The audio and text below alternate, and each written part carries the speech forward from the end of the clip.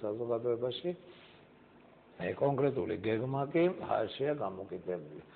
აი თავად თქვენ როგორ წარმოგიდგენიათ იძულება იმისა, რომ ეს ადამიანი თავისი წავიდეს სასამართლოში იქნება თუ ზნეობრივ სასამართლოში თუ მონასტერში, აი რა უნდა გააკეთოს ოპოზიციამ და გუშინ ძალიან ესეთი ლოგიკური და მართებული შეძახილი იყო იანთადისაგან, რამასაყვალიცაგან, თოყურეთ, აი ბევრი რა მათი მართალიც იყო და ლოგიკურიც იყო.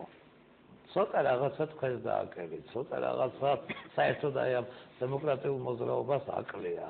ხან არის დაიწყეთ ამაზე ფიქრი, დასკვნები გამოტანილია? მოგახსენებთ ბატონ დავით, ეს არის საკითხი, ეს არის კითხვა, რომელიც არის ყველაზე აქტუალური კითხვა დღეს პოლიტიკურ ცხოვრებაში. რა თქმა უნდა, ამაზე ფიქრის მეტი სხვა რა საქმე უნდა გქონდეს პოლიტიკური პარტიების ლიდერებს და მათ წარმომადგენლებს. მე ძალიან მარტივი სქემამდე წარმომიდგენია ეს ამბავი. ჩვენ უნდა დავიწყოთ ისევ, ჯერ უნდა შევჯერდეთ ერთ პოზიციაზე, რაც შეეხება სააკაშვილის პოსტიდან წასვლის საკითხს, ამასთან დაკავშირებით მე მგონი თუ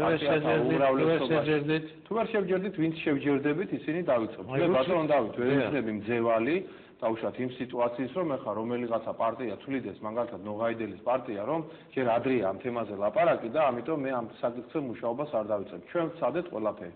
ომის პერიოდი როცა იყო უთხარით, რომ მოდი ჩემო კარგო, გადაანაწილე ხელისუფლება, მოდი კრიზისული მდგომარეობიდან ქვეყნის გამოყვანასთან დაკავშირებით მედია გაანთავისუფლე, ეს იყო ჩვენი მოთხოვნა, რაც იყო საარჩევნო კოდექსში შეცვალა და ახალი არჩევნები შეინებით დანიშნე. ეს იყო მისთვის შანსი და ჩვენ პირდაპირ ხელში არავის არ ვცემივართ მაშინ და უთხარით ეს გააკეთე. არ აკეთე, მაშინ უაკეთე, მაშინ შენ წახვალ.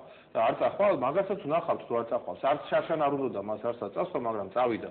მე კიდევ ერთხელ მინდა ვთქვა, ჩვენ კონსერვატორები შევიკრიბეთ. უკვე გქონდა ჩვენი საერთო კრება, რომელიც ჩავატარეთ ბაზალეთის ტბაზე ვიყავით, იყო ჟურნალისტები დადებოდნენ მაშინ და მივიღეთ გადაწყვეტილება, რომ ჩვენ ვიწყებთ უკვე აქტიურ ქმედებას. აქტიური ქმედება გამოიხატება იმაში, ჩვენ გავდივართ რეგიონებში, გავდივართ რაიონებში, ვიწყებთ შეხვედრებს ადგილებზე და აქედან გამომდინარე ვიწყებთ აქტუალიზაციას ამ თემისას. ეს არის მიხეილ სააკაშვილის გადადგომის თემა. არის რამდენიმე პარტია კიდე, მე არ მინდა კონკრეტულად დავასახელო ეს პარტიები, იმიტომ რომ ყველა პარტია არ არის ჯერ ჩამოყალიბებული ბოლომდე და ამის გამო გუშინაც დააფიქსირეს ფორუმელებმა და ჩემთანაც იყო რეზუშაიშვილი, მანაც იგივე თქვა. უნდა დავიწყოთ ყველა სოფელ, ყველა შუკაში გასვლა. საოცარია ეს ენერგია თუ გაგაჩნია, თუ დასავლურ პარტიას ეს ბევრს ნიშნავს უკვე. ბატონ დავით, ენერგია მარტო კი არ გაგვაჩნია, ჩვენ გაგვაჩნია რესურსებით, ჩვენ გაგვაჩნია სწორი ხედვაც, გაგვაჩნია ასე იგი ზუსტად ვიცით რაც მოხდება და როგორაც მოხდება და დაწყებული არის უკვე ჩვენ დიდ ერთობაში, დიდ საძმოში, რასაც კონსერვატიული ერთობა ქვია, დაწყებული არის უკვე ეს მოძრაობა, ჩვენ ამ მოძრაობას მივიყვანთ ლოგიკურ დასასრულამდე. პირველი ეტაპის ამოცანა რაც არის, რომ პარტიები შეჯერდნენ მიხეილ სააკაშვილის ბედთან დაკავშირებით. მე ვფიქრობ, რომ ის პარტიები, ახალი მემარჯვენეები, რესპუბლიკელები, ფორუმელები, ისინი ხალხის პარტია, კობა დავითაშვილის პარტია, ირაკლი ოქროაშვილის პარტია, სალომე ზურაბიშვილის პარტია, რამდენიმე ორგანიზაცია კიდე აქ ტრადიციონალისტები, მე მგონი დღეს თქვენი სტუმარი იქნება ბატონი აკაკიძე, ქალბატონი გუგული მაგრაძე, მოკლედ ყველა პარტიათა უმრავლესობა, რომელიც კი არის დღეს მოქმედი, ყველანი არიან შეჯერებული სააკაშვილის საკითხთან დაკავშირებით. ამის შემდეგ რა რჩება? ამის შემდეგ რჩება კოორდინაციის საკითხები და ორგანიზება უკვე საერთო გეგმის ჩამოყალიბება და ასე შემდეგ. მაგრამ სანამ საერთო გეგმა ჩამოყალიბდება,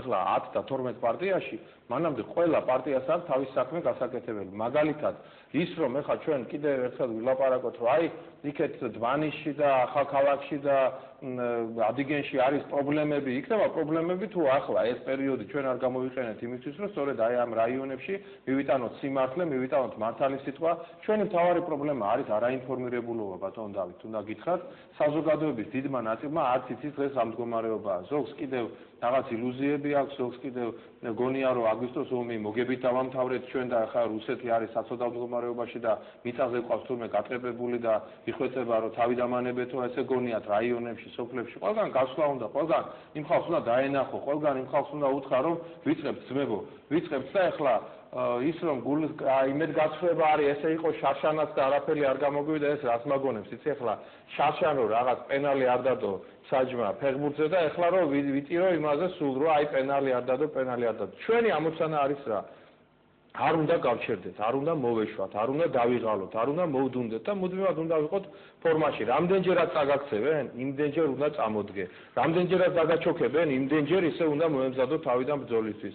რამდენჯერაც შეურაცხყოფას მოგაყენებენ, იმდენჯერ თავი უნდა დაღუნო და უნდა აკეთო შენი საქმე. არავით არის სხვა გამოსავალი, სხვა გზა, სხვა ახალი ხა ველოსიპედს ვარ გამოიგონებ.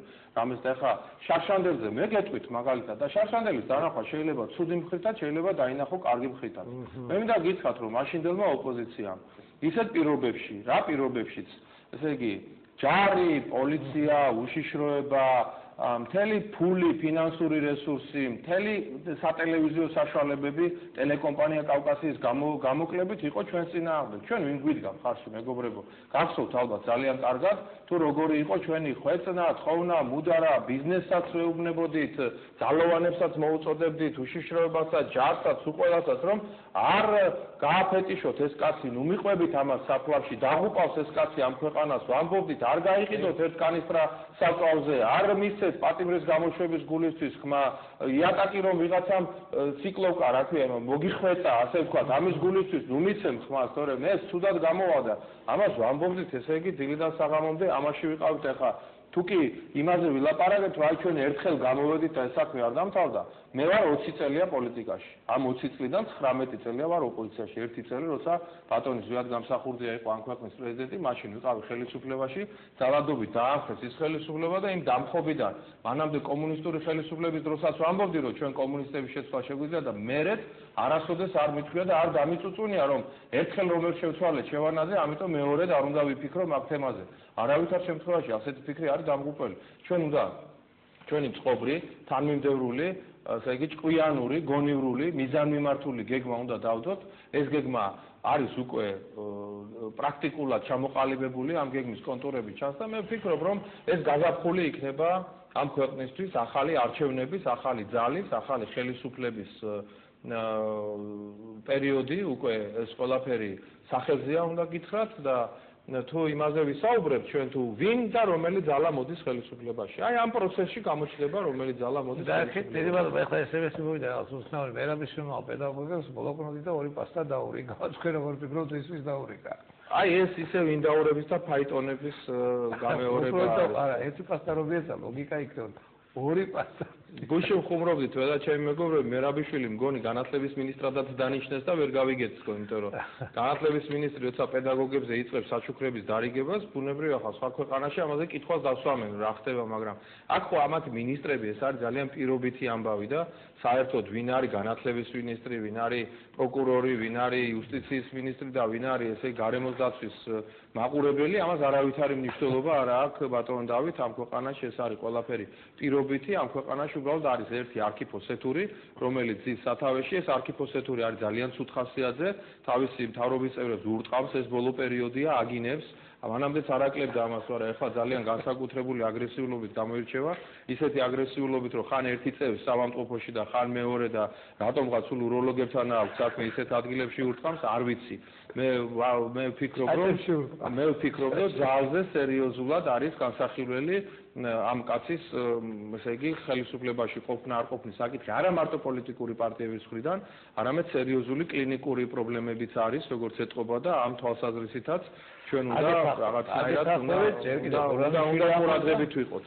ხსნისთვის საჭირო არის, რომ ხო, ნუ ყოველ შემთხვევაში თქვენ მაინც პასუხი არ გამეცით, მე ხდება გულე, ორი პასტა რატო დაურიგა ვანჩკა პედაგოგებს. აი ეს ვერ გეტყვით ახლა, უნდა იყო მერაბიშვილი რომ ეს ახსნა, მე არ შემიძლია ამის ახსნა. ვერა. ერთი ბლოკური და ორი პასტა. განუსების. როგორ ჩანს ამის ბატონო დავით, თქვენ მაინც კონსერვატორი კაცი ბრძანდებით. ვინ გააკეთებს დანოს ახლა ბლოკნოტით და პასტით? ახლა პასტა. რაღაცა ორი პასტა რატო აჩუქა და რატო ერთი არა ეს პასტა საოცარია. ბევრი რო წერონ ესე იგი. ის დაუდა წერონ. გვარები ალბათ. ეს აბა რა თქვა. ასე ეს ვაჭროს ესეც დასარკვევი არის, ახლა მე არ ვიცოდი კაცებს. ამერიკის ისტორიის სპეციალისტი არის თურმე ჯანდაცვის მინისტრი. აი, სად ამერიკის ისტორიკოსობა? ჯანდაცვის